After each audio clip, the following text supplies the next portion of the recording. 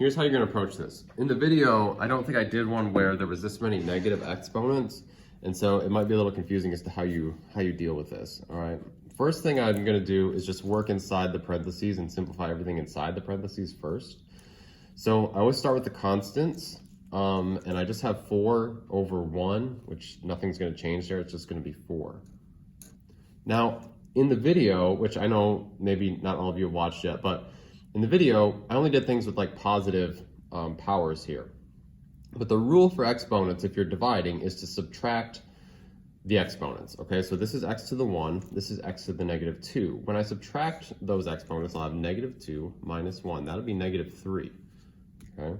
So I will have x to the negative 3.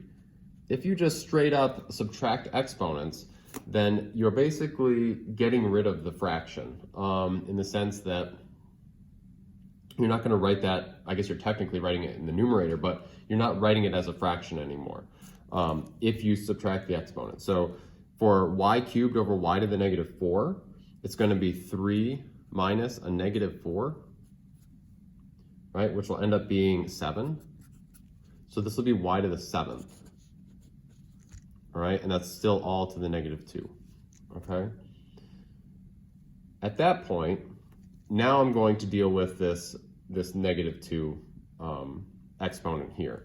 So if you have several, well, one term, but several parts all to one exponent, the exponent gets applied to everything. So I'm just going to write that out explicitly. You don't have to write this part out in your note, like in your assignment if you don't want to, but I'm going to, just so it's explicitly clear as to where the numbers are coming from. So it's 4 to the negative 2, x to the negative 3 to the negative 2, and y to the 7th to the negative 2, okay?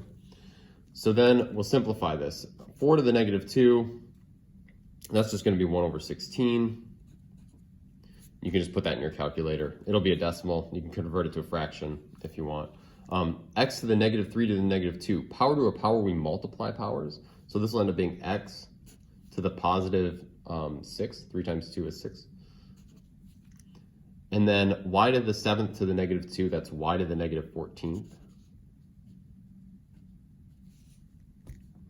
Okay, and that's an okay answer. I think that the book says something about it's simplified once you've gotten rid of all negative exponents.